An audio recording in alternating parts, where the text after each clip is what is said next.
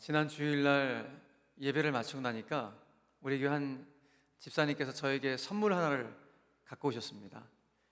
그 선물은 다른 것이 아니라 책을 하나 선물 주셨는데 하형록 목사님의 삶의 간증 스토리가 담겨져 있는 Favor라는 제목의 간증책입니다. 저는 하형록 목사님을 개인적으로 만났고 또 집회 현장에서 설교도 듣고 간증도 여러 번 들었었기 때문에 이 책 내용이 무엇인지를 어느 정도 제가 파악을 하고 있었는데, 그래도 선물로 주신 것이니까 안 읽을 수가 없어서 오랜만에 다시 한번 쭉 읽었는데, 제가 간증 집회에서 들었던 그 내용도 은혜가 됐지만 또 책을 통해서 목사님의 스토리를 다시 한번 알게 되니까 또 남다른 독특한 그런 은혜를 감동을 받게 되었습니다. 그래서 오늘 여러분들에게 제가 읽었던 목사님의 잠깐 이 스토리를 나누면서 오늘 본문과 좀 연관을 짓도록 하겠습니다. 하형록 목사님은 목사님인 동시에 지금 현재 미국 최대의 주차 빌딩 건설 회사의 설립자요 대표로 계시는 그런 분이십니다.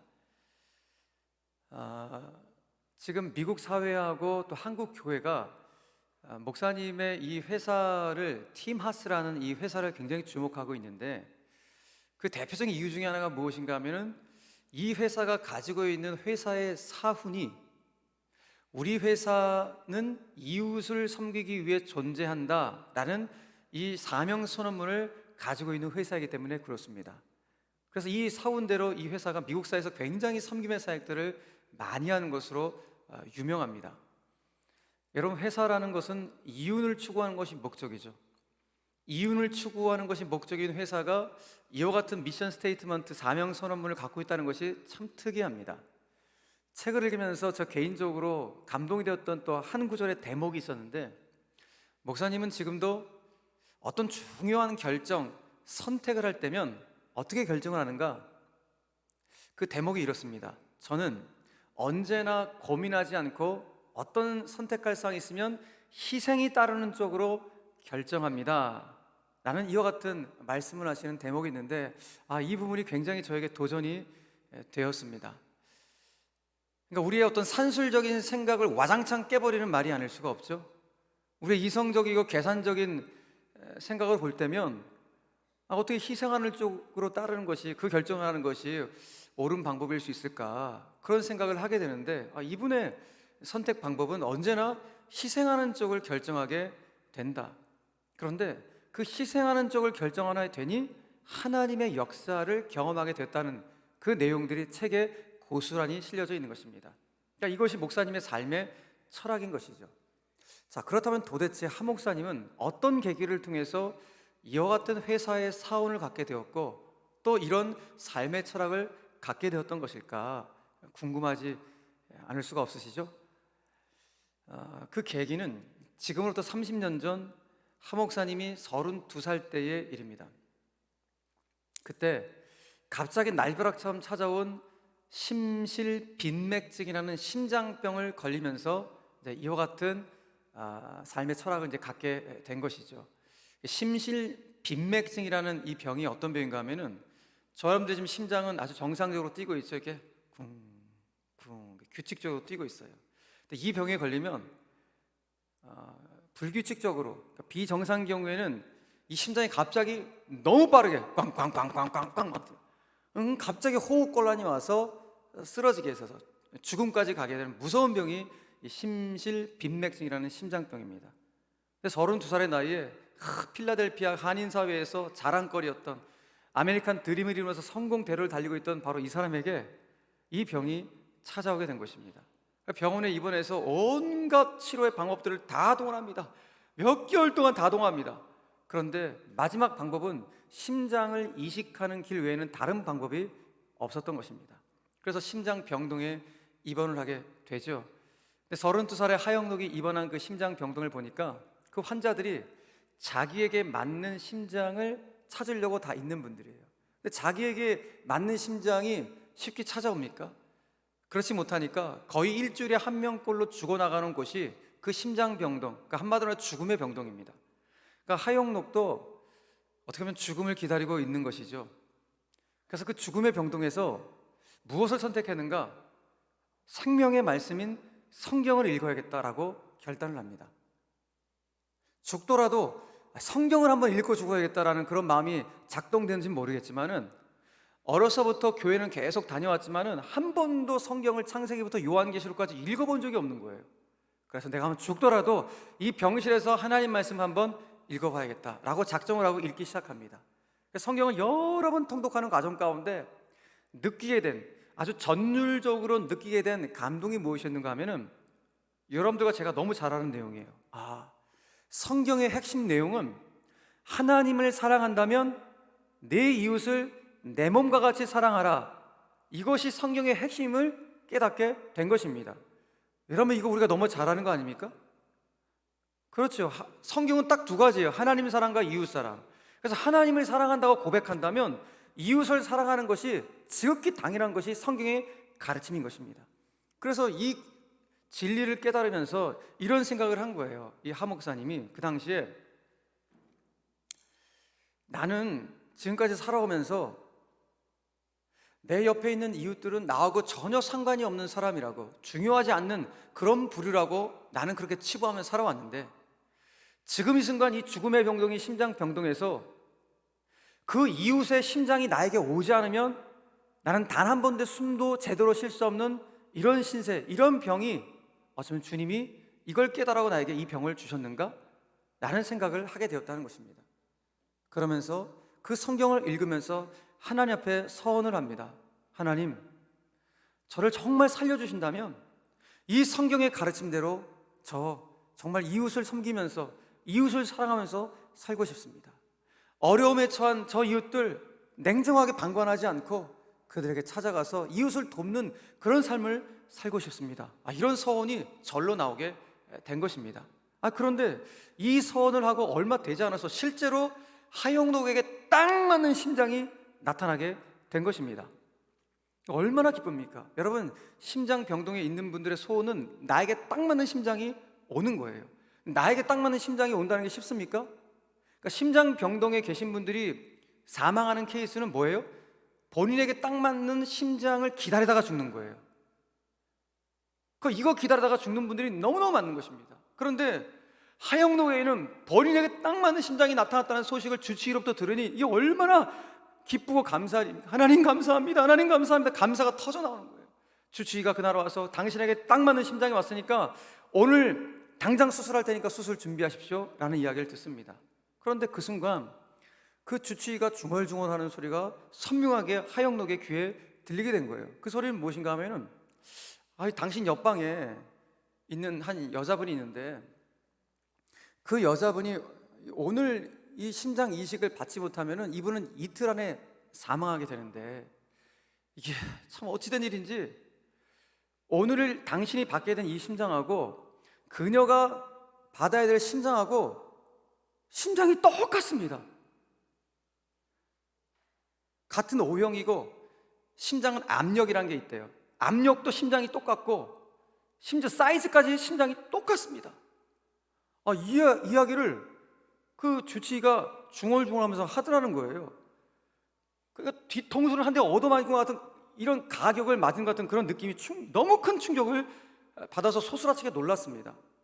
그러니까 이걸 말한 주치의가 더 놀래갖고, 아이고 내가 괜한 얘기 했다고, 이거 신경 쓰지 말라고, 이 심장 당신 거니까 오늘 저기 수술할 테니까 다른 신경 쓰지 말고 수술 준비하십시오 라면서 주치의가 이제 병실 밖으로 나가려는 참에 이 하영록은 오늘 수술합시다라는 말이 전혀 귀에 들어오지 않더라는 거예요. 이게 왜 마음에 들어오지 않을까? 그래서 다급하게 선생님을 다시 불렀습니다. 박사님, 저와 똑같은 심장을 찾지 못하면 제 옆에 있는 그 여자 환자는 정말 이틀 안에 사망합니까? 박사님 대답합니다. 예, 그렇습니다. 박사님, 그러면 제가 오늘 이 심장을 이식받지 못하게 되면 저는 얼마나 더 살 수가 있습니까? 그러니까 박사가 뜸을 들이다가 진지하게 대답합니다. 솔직히 일주일 살 수 있습니다. 근데 잘 견디신다면 한 달까지도 가능은 합니다 라고 말을 합니다. 그러니까 하영록은 그 당시에 본인이 생각해도 기가 막힌 거예요. 아니 지금 내가 죽을 판인데 아니 누구 생사를 내가 왜 걱정하고 있냐고요. 지금 이 심장은 내 거잖아요.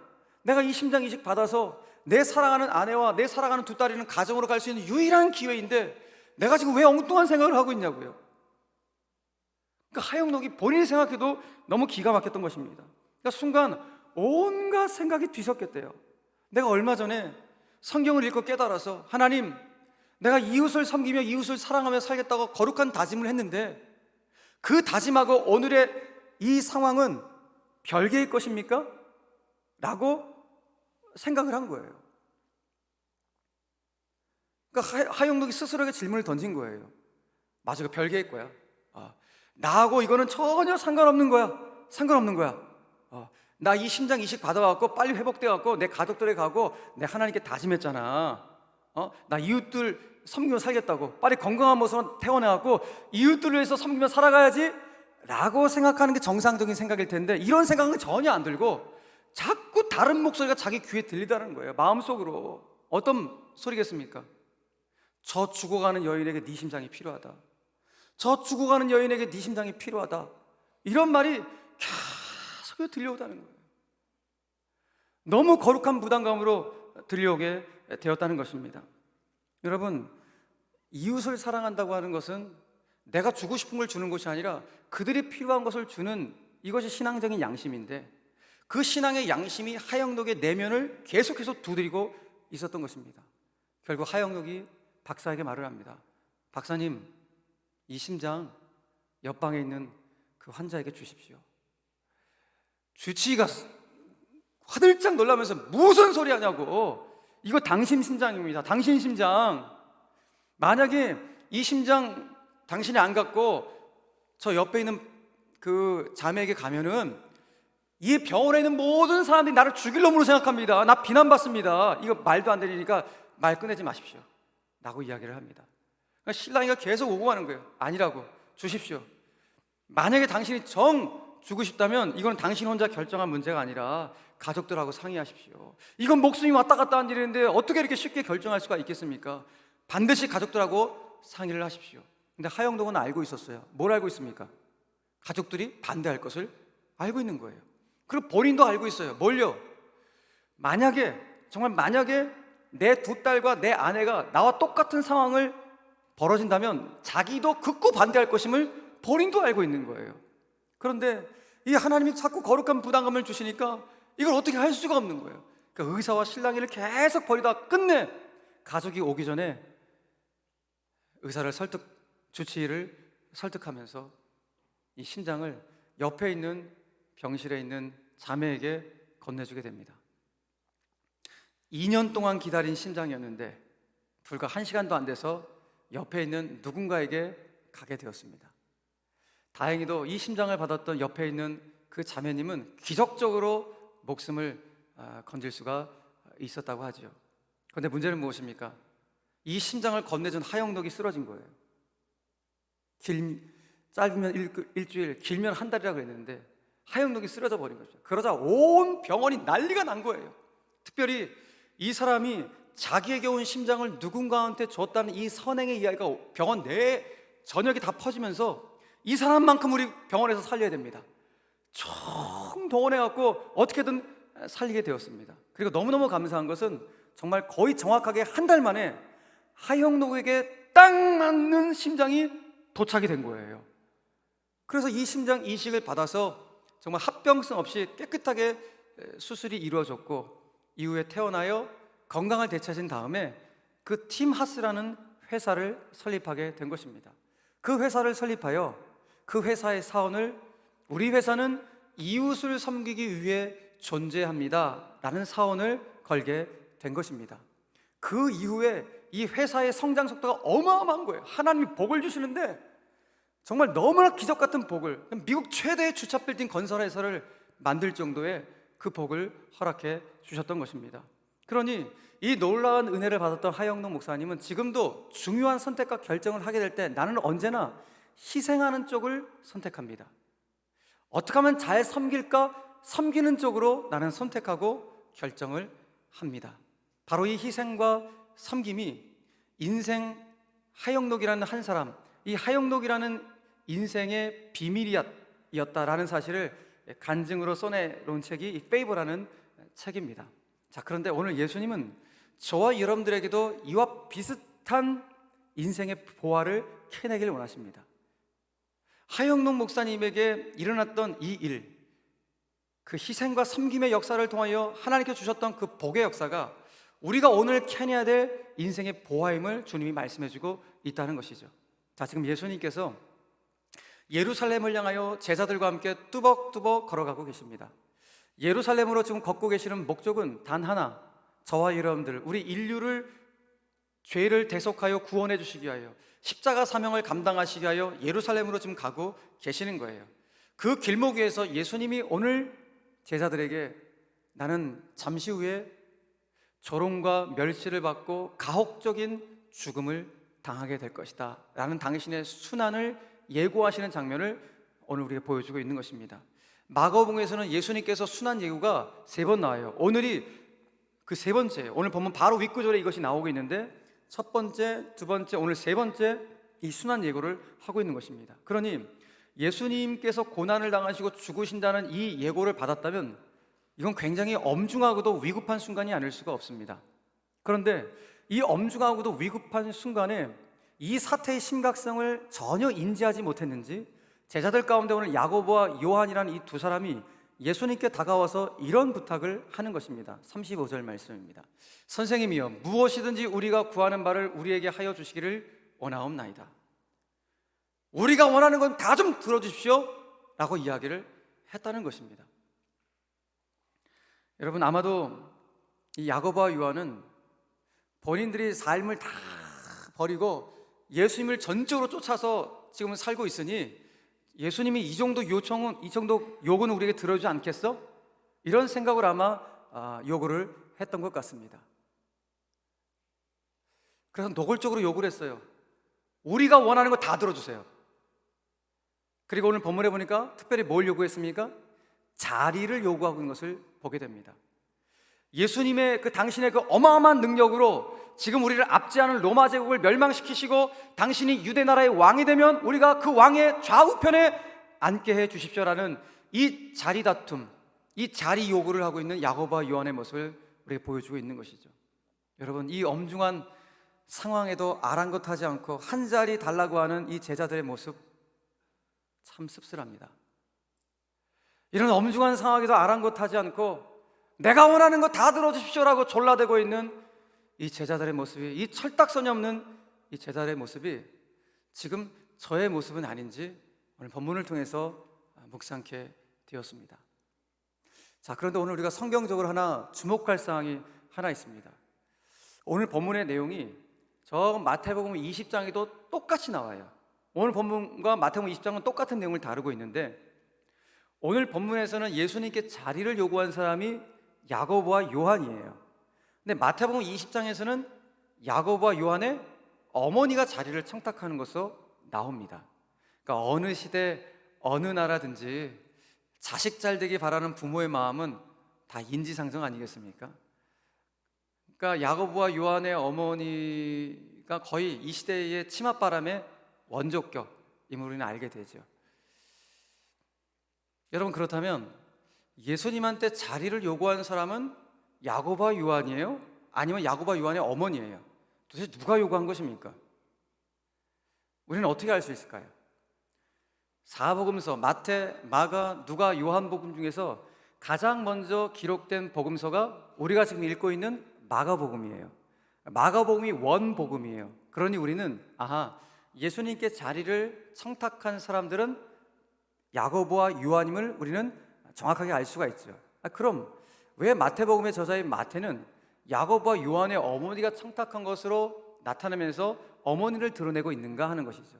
아마도 그 이유는 여러분, 지금 야고보와 요한이 예수님을 따르는 목적이 본인들의 세속적 자리 욕망이 가득했다는 사실을 보여주고 있죠. 그 아들들의 세속적 자리 욕망을 누구의 영향을 받았다? 엄마의 영향을 받았다라는 것을 마태가 드러내주고 싶다는 것이죠. 여러분, 여기서 우리가 깨닫게 되고 생각하게 되는 것이 무엇입니까? 그렇구나. 우리 자녀들이 세속적 동기를 가지고 인생을 살아가는가? 우리 자녀들이 삶에 정말 가치 있는 방향성을 붙들고 인생을 살아가는가? 이것은 결정적으로 누가 지대한 영향을 미치는가? 부모가 끼친다는 것입니다. 부모의 삶의 방향과 가치관이 자녀들 가운데 고스란히 자연스럽게 이식이 된다는 것입니다. 이게 무서운 거예요. 여러분, 그렇다면 저와 여러분들은 우리 하나님을 믿는 부모들이죠. 하나님을 믿는 부모로서 지금 나는 내 자녀들에게, 또 우리 후손들에게 어떤 삶을 이식해주고 있는가? 세속적인 논리를 이식해주고 있는가? 정말 주님이 원하시는 이 하나님의 논리를 내가 이식시키고 있는 믿음의 부모인가? 우리가 오늘 이 본문 말씀을 통해서 스스로에게 진지하게 질문을 던져보고 답을 해볼 수 있어야 합니다. 하영록 목사님의 아버지, 부친도 목사님이셨습니다. 하 목사님의 부친은 어디서 목회를 하셨는가 하면은 저 남쪽에 5, 6도가 쫙 보이는 부산 용호동이라는 데가 있는데, 그 동네 그 당시에 나환자들이 살던, 한센 병자들이 살고 있는 마을이 있었습니다. 그 한센 병자들을 돌보는 그런 병자 목회를 부친께서 하셨습니다. 그래서 그 당시에 용호동 주민들은 이 나병은 저주의 병이라고 하면 생각이 드니까 저 옮을까봐 이 나병 환자 근처들, 또 하영록 목사님 가족 근처에는 가지도 않았다, 얼씬도 하지 않았다는 것입니다. 그런데 어렸을 때부터 이 소년 하영록은 이 나병 환자들하고 이 한센 병자들하고 같이 어울리면서 그냥 지내는 거예요. 예. 그 부모 입장에서는 내 아들을 학교는 보내야 될 거 아니에요. 한센병 환자들은 학교를 못 가더라도 내 아들은 학교를 보내야 되는데, 그래서 이 마을에서 한참 떨어 있는 그 국민학교로 아들을 학교를 보낸 거예요. 그러면 하영록은 학교 가요. 학교 가면은 아이들이 야, 저 문둥이 대장 왔다, 문둥이 대장 왔다 하면서 놀리면서 막 돌을 던지는 거예요. 그럼 거의 매일 돌을 맞고 이마박에 피 흘리면서 집에 돌아오는 거예요. 그럼 그 모습을 본 부모의 마음이 미어지죠. 가슴이 찢어지는 거예요. 그럼에도 불구하고 하 목사님의 부친과 어머니는, 사모님은 하나님이 우리에게 이곳에서 사명지로 보내주셔서 이 사명 감당을 했는데 우리 끝까지 감당합시다 하면서, 원래는 목사님이 사모님을 설득해갖고 우리 한 7년간만 여기 섬기고 갑시다 라고 7년 동안 섬겼는데, 그 과정 속에서 사모님이 너무 은혜를 받으시고 사명감이 더 투철해지시면서 목사님을 설득해갖고 우리 7년만 더 있읍시다. 그래갖고 무려 13년을 한센병 환자들을 돌보는 목회를 그 부친과 어머니께서 하셨던 것입니다. 이런 하 목사님의 어린 시절을 돌아볼 때, 아하, 하영록 목사의 이 이웃사랑의 DNA는 이거 부모님의 DNA를 이식받았구나, 부모님의 영향력이 지대했구나 라는 사실을 깨달을 수밖에 없었습니다. 아마도 하영록의 축복의 영적 비밀이 아마 여기에 있었는지도 모르겠습니다. 사랑하는 교회 여러분, 특별히 우리 부모님 여러분, 우리가 자녀를 양육하면서 세상적으로 정말 남부럽지 않게 크고 싶은 이 부모의 마음 왜 없겠습니까? 우리 모두에게 다 있습니다. 그런데 우리는 정말 하나님의 가치를 믿고 그 진리를 믿는 자들이기에 우리의 자녀들을 어떻게 성장시킬 것인가, 무엇을 이식시키며 살아가게 될 것인가 자명하죠. 우리는 세속적인 논리가 아니라 하나님이 원하시는 하나님의 논리를 아이들 가운데 가르치며 그 아이들을 성장시켜야 된다는 것입니다. 저와 여러분들은 그런 신실한 믿음의 부모가 되기를 간절히 바랍니다. 쉽지가 않으시죠? 그래도 우리가 가야 될 길입니다. 그래도 가야 할 길, 그 길은 진리의 길이고 말씀의 길입니다. 오늘 그런데 말씀을 읽다 보니까 참 기가 찬 일을 하나 보게 됩니다. 그것은 오늘 야고보와 요한이 10명의 제자들 몰래 은밀하게 예수님께 다가가고 자리 청탁을 한 거예요. 예수님, 나중에 왕 되시면 그 좌우편은 우리 자리입니다, 우리한테 주십시오 라고 자리 청탁을 한 것입니다. 그런데 자기들은 은밀하게 청탁한 줄 아는데 이게 걸려버렸네. 10명의 제자들이 이걸 알고 완전 분개를 한 거예요. 41절 말씀 보니까 10 제자가 듣고 야고보와 요한에 대하여 화를 내거늘. 여러분, 지금 10명의 제자들이 야고보와 요한의 행동을 보고 좀 분노를 했다는 것은 뭘 우리에게 시사해 주는 것입니까? 이들도 그동안 입속으로 입을 통해서 발설하지 않았을 뿐이지 본인도 똑같이 야고보와 요한처럼 이 세속적 자리 욕망으로 충만했었다. 그 세속적 자리 욕망을 품고 있었다는 사실을 우리에게 보여주고 있는 것입니다. 그런데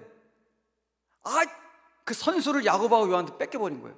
자기들이 먼저 갔어야 되는데 얘네들이 먼저 가 그거를 청탁한 모습을 알게 되니까 분개를 하게 된 거예요. 니들이 뭔데 그 자리를 먼저 청탁을 해? 저 자리 내 자리인데. 모두가 다 이런 생각을 하고 있었던 것입니다. 유명한 심리학자인 폴 트루니에가 이런 말을 했어요. 어떤 일에 분노한다는 것은 곧 자신의 내면에도 동일한 마음이 있다는 증거다. 굉장히 동의가 되어지는 말이 아닐 수 없습니다. 어떤 일에 내가 지금 분노하고 있다는 것은 지금 내 내면에도 그 동일한 일이 벌어지고 있다는 거예요. 그러니까 지금 여러분들 유독 내가 어떤 일에 좀 분노하고 있다면 그 분노하는 일을 나도 똑같이 지금 하고 있다. 아니 내가 품고 있다는 사실을 이 폴 투르니의 글을 통해서 확인해 보게 된다는 것입니다. 여러분, 분노를 유발한 그 행동을 자신도 모르는 사이에 자신이 반복하고 있다는 거, 이게 굉장히 무서운 것이죠. 자, 요즘 여러분들은 무엇 때문에 분노를 하십니까? 요즘 뭐 뉴스 보면 분노할 일이 너무 많으시죠? 저 뭐 토지공사 저 공무원들 그거 한 거 보면 막 분노가 나시죠? 왜 분노가 나십니까? 내가만 저거 샀어야 되는데? 또 선수 쳐버렸어요 그 사람들이? 그것 때문입니까? 아니죠. 일단 기본적으로 뭐예요? 그 사람들이 공정과 정의를 박살내버린 거예요.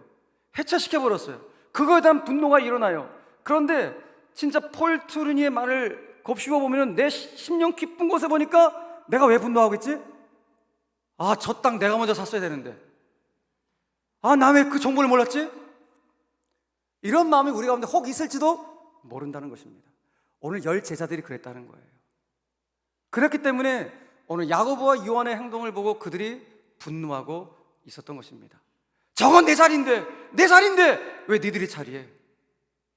여러분, 세상에 많은 사람들은 왜 자리를 탐할까요? 왜 자리 욕심을 낼까요? 뻔하죠. 그 자리가 사람의 위치를 결정한다고 생각하기 때문입니다.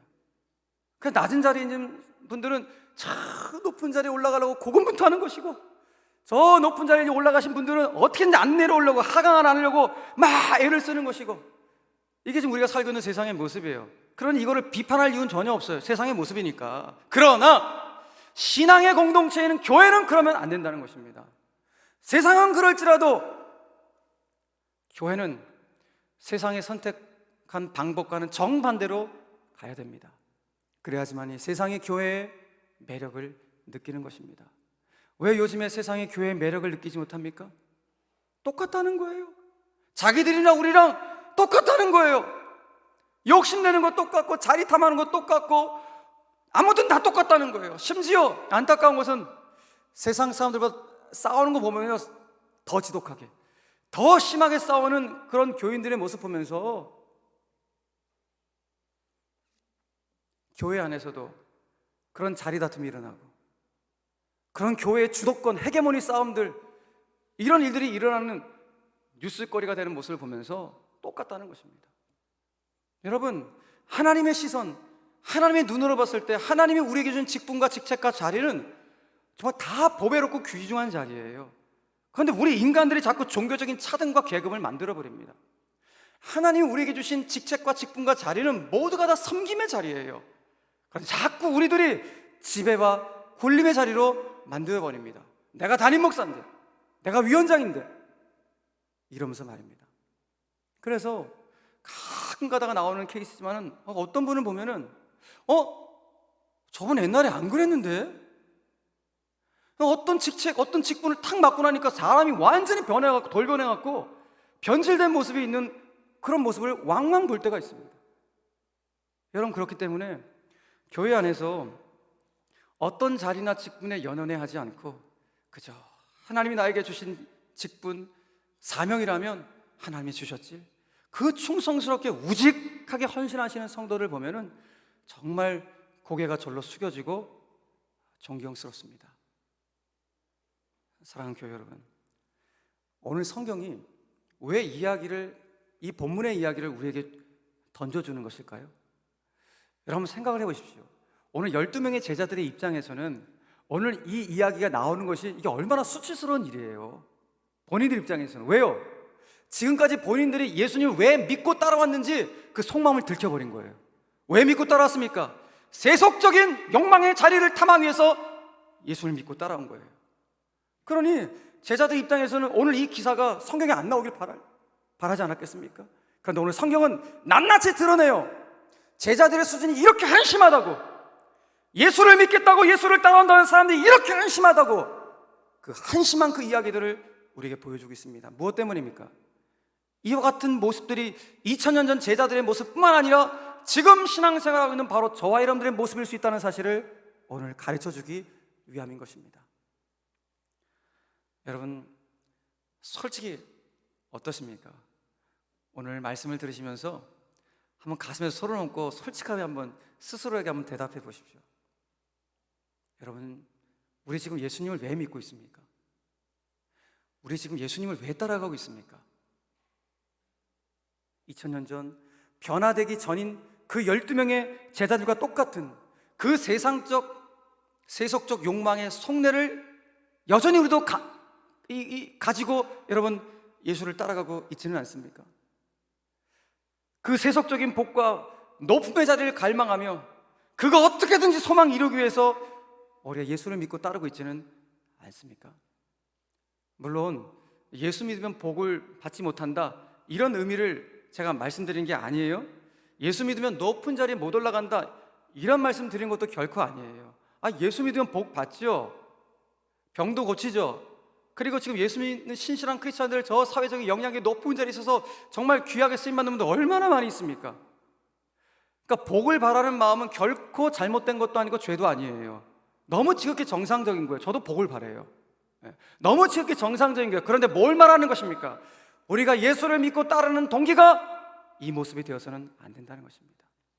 만약에 우리가 예수를 믿고 따르는 동기가 세상적인 그 자리에 대한 그 욕심, 그 욕망, 주님의 손 안에 있는 것을 내가 움켜쥐기 위한, 무엇이든지 내가 원하는 거 다 들어주십시오, 이거를 위한 이 목적을 가지고 내가 신앙생활을 한다면, 만약 그런 분들이 계신다면 그런 분들은 아무리 기도해도 본인이 원하는 소원의 기도 제목이 이루어지지 않을 때 정말 주저하지 않고 예수님을 떠나게 될 것입니다. 왜요? 그 신앙의 목적이 예수님의 손 안에 있는 바로 그것, 그 소유였기 때문입니다. 여러분, 그래서 오늘 예수님은 내 옆에 있는 제자들을 보니까 그 겉모습은요, 본인은 너무 잘 따라오고 있는 거예요. 12명의 제자들이 잘 믿고 잘 따라오는 것처럼 보이지만 그 속내, 그 속마음은 세속적 욕망으로 부글부글 거리고 있었던 그 제자들을 안타까워 여기시면서 오늘 12명의 제자들을 다 불러다 놓고 이와 같은 말씀을 하십니다. 본문 42절 이하의 말씀입니다. 예수께서 불러다가 이르시되 이방인의 집권자들이, 저 세상의 집권자들이 그들을, 백성들을 임의로 힘으로 주관하고 그 높은 고관들이 백성들에게 권세를 부리는 줄 너희가 알거니와 너희는 그러면 안 된다. 너희 중에는 그렇지 않을지니 너희 중에 누구든지 크고자 하는 자는 너희를 섬기는 자가 되고, 다 같이 읽겠습니다. 시작. 너희 중에 누구든지 으뜸이 되고자 하는 자는 모든 사람의 종이 되어야 하리라. 아멘. 여러분, 무엇을 말씀하시는 것입니까? 세상이 우리에게 제시하는 승리의 방식은 힘의 논리예요. 누군가보다 내가 조금 더 힘을 더 갖고 있으면 힘없는 자를 힘으로 짓누르고 권세를 부리는 것이 세상이 제시하는 승리의 방식이지만, 오늘 예수님이 우리에게 제시하는 승리의 방식은 세상과는 도리어 정반대, 그 지배를 포기하는 섬김이 예수님이 제시하는 승리의 방식이라는 것입니다. 여러분, 종의 특성이 무엇입니까? 종의 가장 큰 특징은 자기 의견이 없는 것입니다. 자기 의지를 드러내지 않는 것입니다. 종은 자기 의지를 드러내지 않을수록 종의 가치가 더 드러나게 되는 것이죠. 근데 거꾸로 자기 주장과 자기 의견을 계속 피력할수록 종의 가치는 사라지게 되는 것입니다. 종은 철저히 섬기는 사람입니다. 그래서 오늘 예수님은 이렇게 말씀하십니다. 누구든지 으뜸이 되고자 하는 자는 모든 사람의 종이 되어야 하리라. 여러분, 무엇을 말하는 것입니까? 하나님 보시기에 정말 으뜸의 사람은 겸손한 섬김의 사람이다. 그러니까 세상의 기준이 있는 으뜸의 기준이 있고 하나님의 으뜸의 기준이 있는데 하나님의 으뜸의 기준은 섬김의 사람이 되는 거예요. 세상에서 교회에서도 어떤 자리에 어떤 위치에 있든 간에 섬김의 사람이야말로 하나님의 시선을 봤을 때 으뜸의 사람임을 오늘 예수님이 말씀을 통하여 우리에게 전해주고 있는 것입니다. 그러면서 예수님은 당신도 왜 내가 이 땅에 왔는지를 오늘 본문 마지막 절을 통하여 이와 같이 말씀하십니다. 인자가 온 것은 섬김을 받으려 함이 아니라 도리어 섬기려 하고 자기 목숨을 많은 사람을 위한 대성물로 주기 위해서 내가 이 땅에 왔다라고 주님이 말씀하시죠. 여러분, 오늘 예수님께서 당신의 제자들에게 기대하시는 것, 그리고 오늘날 우리 교회에 기대하는 모습이 바로 이것이라는 것입니다. 교회가 어떤 곳이 되어야 하는가? 세상처럼 지배와 피지배의 구조가 아니라 교회는 어떻게든지 내가 누군가를 섬길 수 있을까? 이 섬김의 열정이 가득한 공동체, 자기 유익을 굳지 않고 남의 유익을 구하려고 그 사람을 세우려고 생명의 통로가 내가 어떻게 하면 될까? 이걸 생각하는 공동체, 이것이 바로 주님이 원하시는 교회 공동체의 모습임을 오늘 우리에게 말씀해주고 있는 것입니다. 누구든지 으뜸이 되고자 하는 자는 모든 사람의 종이 되어야 하리라. 여러분, 오늘 예수님의 이 말씀을 들으시니까 솔직히 어떤 마음이 드십니까? 목사님, 그 예수님 말씀은 그냥 성경 말씀이고요, 현실은 현실이죠. 예? 예수님 말씀, 지당하신 말씀 내가 이해합니다. 맞습니다. 지당하신 말씀 맞아요. 그런데 그 세상 물정 모르는 소리예요. 여러분, 이런 마음이 우리 가운데 있죠. 아니, 이런 무한 경쟁 사회 속에서 종이 되라니요, 주인이 되어야지. 누군가를 섬기라니요, 누가 나를 섬겨야지. 먹고 살기 위해서 최소한 누구한테 무시당하지 않기 위해서라면 저 높은 곳을 향하여 지향해서 저 으뜸의 자리로 내가 가려고 그렇게 애를 쓰고 애를 써야죠. 종이 되라니요. 무슨 뜬구름 같은 소리를 하고 계십니까? 여러분, 이것이 혹 여러분 4명 가운데 있지는 않으십니까? 저는 이 말씀 봤을 때 제 안에 그런 마음이 있더라고요. 이게 무슨 뜬구름 같은 소리야. 지금이 어떤 시대인데 종이 되라는 거야. 지금이 어떤 시대인데 자꾸 섬기라는 거야. 그런 마음이 제 안에도 있더라고요. 여러분, 그렇다면 우리가 오늘 예수님의 이 말씀을 이게 웬 뜬구름 같은 소리야라고 내가 조금이라도 생각하고 있다면 왜 우리가 그런 생각을 하고 있는 것일까요? 그 이유는 오직 하나, 우리 모두가 다 하나님의 으뜸의 논리가 아니라 세상의 으뜸의 논리에 사로잡혀 있기 때문입니다. 신앙생활을 여전히 하고 있음에도 불구하고 성경은 성경이고 현실은 현실이라는 그 세상의 으뜸의 논리에 빠져 있기 때문에 이와 같은 예수님 말씀을 뜬구름 잡는 이야기로 치부하고 있는 것이죠. 그래서 오늘 예수님은 겉모습은 예수님 잘 믿는 것처럼 지금 잘 따르고 있는 오늘 제자들, 그러나 그 속마음은 세속적 욕망으로 가득 차 있는 그 제자들, 아니 오늘 우리들에게 차원이 다른 삶을 제시해 주신 것입니다. 그 차원이 다른 삶이 무엇입니까? 격이 다른 삶이 무엇입니까? 오늘 주님의 말씀이 무엇입니까? 정말 으뜸이 되고 싶다면 어느 곳에 있든지 간에 겸손히 섬기는 사람이 되거라. 겸손히 섬기는 사람이 가장 큰 사람이란다. 바로 이것이 격과 차원이 다른 예수님께서 우리에게 주시는 삶의 모습인 것입니다.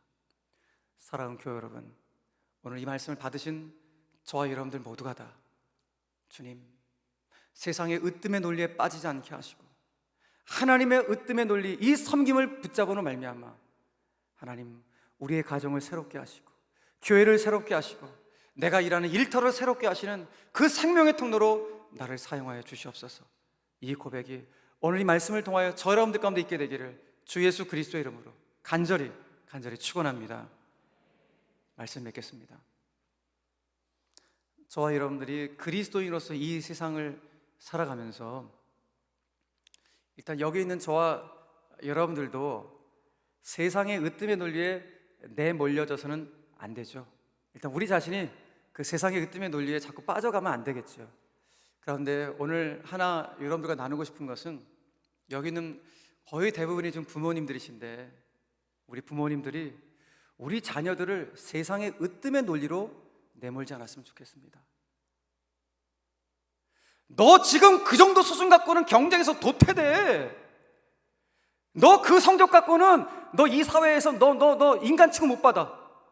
너 중학교 성적, 고등학교 성적 네 인생 성적이야. 정신 차려. 성적 올려 인서 오래.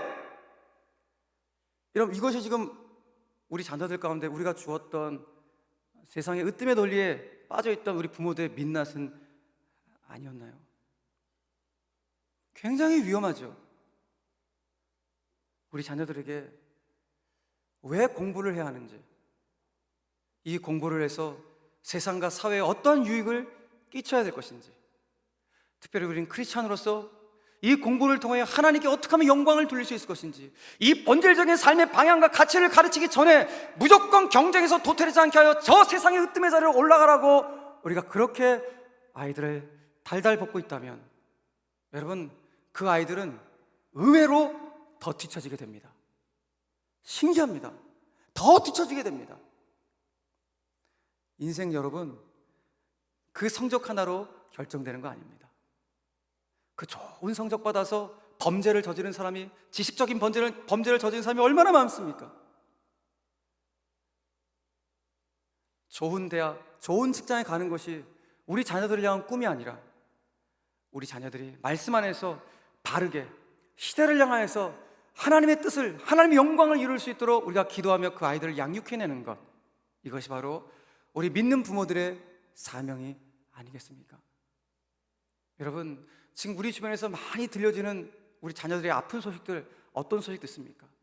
뉴스를 통해서 왕왕 전해준 소식들. 예전에 한 외고생이 엄마한테 성적 올려. 너 그 성적 갖고 너 사회에서 너 인간 취급 못 받아. 뭐 이런 류의 소리를 맨날 밤낮 들었다 한 외고생이 유서를 쓰고 아파트 베란다에서 투순한 일, 뭐 많이 듣지 않았습니까? 그때 그 아이가 유서를 쓰고 투신했는데 그 유서가 딱 4자였어요. 4글자. 이제 됐어? 이제 됐어? 이거 쓰고 투신한 거예요. 그러니까 이 아이는 엄마가 그렇게 원했던 그 성적이 딱 오른 이후에 이제 됐어? 이제 만족해? 하고 생명을 끊은 것입니다. 여러분, 안타까운 것은 이런 소식들이 계속해서 우리 사회에서 들려주고 있다는 것이고, 더 통탄한 일은 무엇인지 아세요? 물론 부모의 마음을 우리가 모르는 것이 아니죠. 우리도 부모니까. 그런데 그런 부모님들의 대답이 뭔지 아세요? 내 아이 어떻게 하면 좀 더 좋은 위치에 살게 할 수 있을까? 어떻게 하면 좀 더 잘 살게 해줄 수 있을까? 그런 마음 때문에 했다는 거예요. 뭘 말합니까? 스스로 증명하는 거예요. 내가 세상의 으뜸의 논리에 사로잡혀 있었다.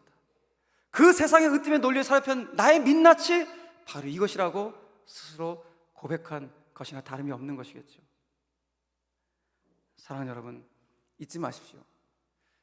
저와 여러분들이 세상의 으뜸의 논리에 사로잡혀 있는 한, 여러분, 우리에게는 참 평안과 안식이 없습니다. 왜요? 늘 초조한 거예요. 늘 불안해요. 이 자리 뺏기면 안 되는데, 여기서 내려가면 안 되는데, 늘 불안하고 우울하고, 그래서 한 달 하는 거예요. 그 자리 안 뺏기려고. 그리고 밑에 있는 사람들은 그 자리에 올라가고 우리 자식 거기 올려보내려고 막 수단과 방법을 가리지 않고 막 하는 거죠. 그러니까 위조하는 거 아니겠습니까? 서로 위조하고. 사랑하는 교회 여러분, 세상의 으뜸의 논리를 붙잡으려다가 오늘 분노하고 있는 변화되기 전에 12명의 제자들의 모습 어떠십니까? 우리는 이 모습이 아니라 오늘 예수님께서 우리에게 제시해 주신 하나님의 으뜸의 논리인 이 섬김의 영성으로 저와 여러분들이 무장됨으로 말미암아 그야말로 하나님께는 영광이 되어지고 이웃에게는 행복을 주고 나 자신은 참된 안식과 평강, 이 평화를 누릴 수 있는 은혜가 저와 여러분들 가운데 있게 되기를 주 예수 그리스도 이름으로 간절히 축원합니다. 무엇보다도 저와 여러분들의 섬김의 이 영성, 섬김의 자세를 통해서 가정에서 잘 섬기십시다. 가정에서도 남편으로, 아내로서, 부모로서, 자녀로서 우리의 위치에서 잘 섬김을 말미암아 가정의 평화가 임하기를 바라고, 여러분들의 그 섬김의 영성을 통하여서 일터에서는 여러분들의 사랑과 존경을 받으시게 되길 바라고, 그리고 신앙생활하는 수원자일께 우리의 신앙의 모습 속에서는 여러분들의 정말 따뜻한 섬김의 영성을 통하여서 혹 누군가의 관계가 뒤틀려졌다면 그 섬김 때문에 그 관계가 회복될 수 있는 축복도 우리 모두 가운데 있게 되기를 주님의 이름으로 간절히 축원합니다.